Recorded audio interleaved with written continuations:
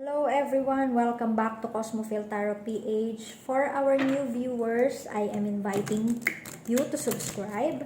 And doon naman po sa mga viewers na bumabalik-balik at sumusuporta, I know konti pa lang kayo, but thank you because you are a big help para mag-grow yung community, yung ating channel. Okay, for this reading is for the month of October for our Virgo friends. Ayan. This is a reading for the month of October regarding your career, finances, and relationship status. So, para po ito sa Virgo, sa mga Virgo dyan. Paalala lang po, wag po tayong rather be open-minded kasi this is a general reading. So, hindi po lahat ay makaka-resonate. Yan, meron tayong vitality and meron tayong longevity.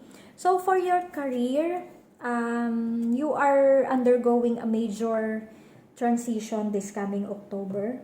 Ngayon, yung critical mo na part ng, for example, application, ayan. Nabasahan ko rin ito yung isang zodiac kanina, parehas kayo, na this October will be your turning point sa mga application nyo. Okay, dyan papasok yung medical, ano pa, yung final interview o kaya yung selection, yung talagang final stage na ng selection. So, this coming October siya dadating and meron kayong longevity. So, this card symbolizes parang kung, paano ko ba sabihin, for example, you are being hired or cleared na, no? Cleared na yung mga inaayos nyo. Sa mga mag-a-abroad dyan, ayan, flight na lang, may visa na kayo. So, flight na lang yung hinihintay nyo or yung iba naman nakalipad na. Yung iba naman na nasa Pilipinas lang, yung mga local na in-applyan nyo. Meron ng result and there will be a good news. Ano yan? Long term na yan. Virgo. So, kung ano yung ma-achieve mo this coming October regarding your career, magtatagal kayo. I can see it as a long-term ano ba tawag doon? Long-term career, long-term basta something na long-term siya na ma-enjoy mo naman. So, meron tayong do not be frustrated. Ayan, let go and feel peaceful. So, possible dito nung mga nakaraan, possible dito nangyari na, Virgo, na-frustrate kayo kasi because of yung nangyaring pandemic, ayan. Na-frustrate kayo kasi everyone naman na apektuhan talaga nun eh. Pero for some of you na talagang na-feel yung effect nung mga taon na yun, na-frustrate kayo kasi feeling mo parang hindi ka, parang, ano ba, makakahanap ba ako? Parang, ang tagal ko nang na-stuck. So, the universe is trying to tell you na huwag ka nang ma-frustrate kasi, ayan na, binibigay na sa'yo, nasa final stage ka na kung ano man yung ginagawa mo ngayon. And there's this longevity. Magtatagal naman to sa'yo. That's why, kung ano yung nangyari ng mga nakakaraan, wag mo nang isipin. Just let go and focus ka. Merong moving forward, merong wish fulfillment, merong mga achievement. So, yun ang sinasabi ni universe. Now, regarding your finances, ayan, may energy. Ang ganda ng energy ng finances. Tapos, meron tayong affection. So, yung energy mo, this is the same as the sun card. Ayan. Ano siya, may apoy. Ayan. So, there's a fire within you na yung about sa money mo, na there's this energy na maa-attract mo talaga ang kaperahan this October. Maybe because connected siya dito na since you are nasa ano ka na vital period ka na or vital stage ka ng iyong parang career path, ayan. Merong ibibigay sa'yo to na may ibibigay sa'yo na pangmatagalan and pangmatagalang source of income din. And this is this affection. So, makakatulong ka, and this opportunity that the universe is trying to give you, magagamit mo siya para makatulong.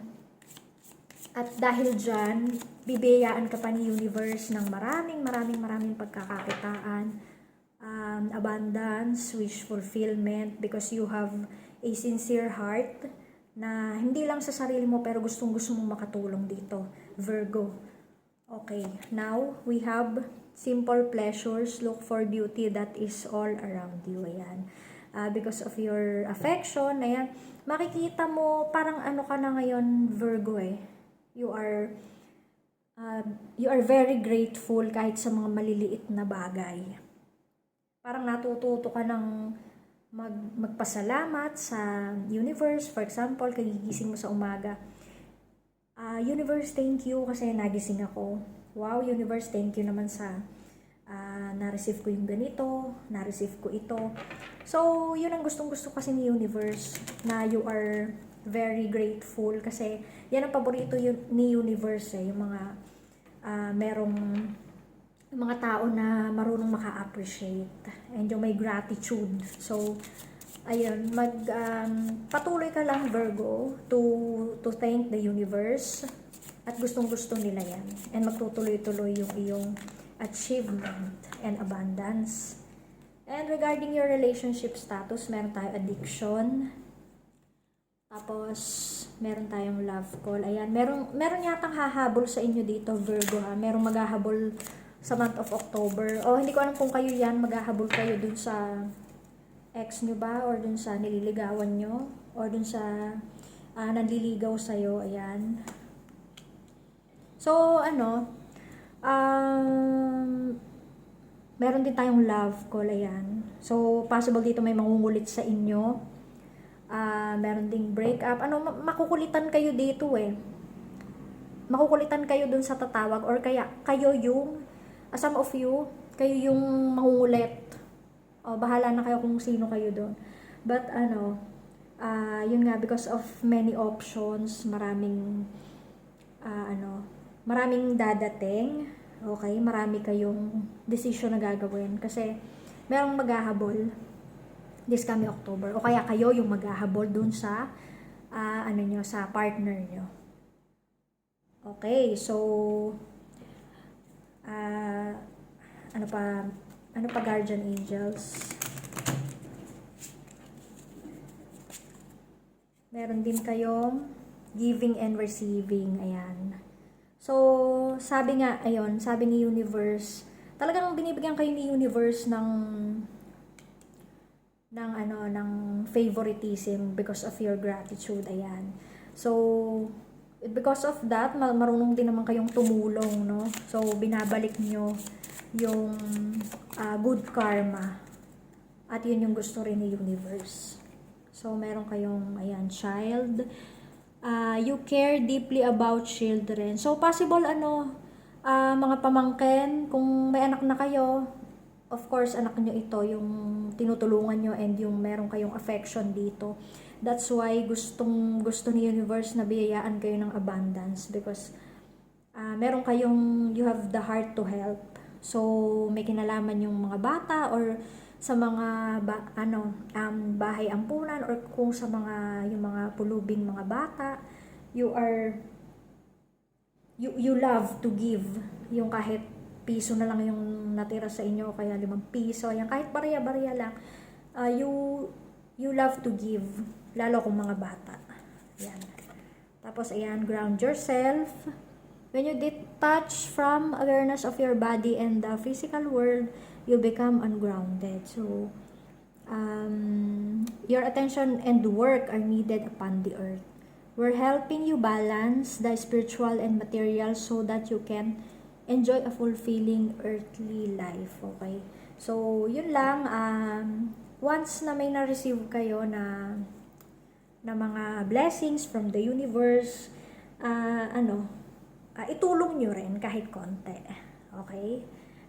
Sa ganung paraan, magkakaroon kayo or mas bibiyayaan kayo ni universe pag palabigay kayo, Virgo. Okay? Yun lang po. Thank you so much and good luck.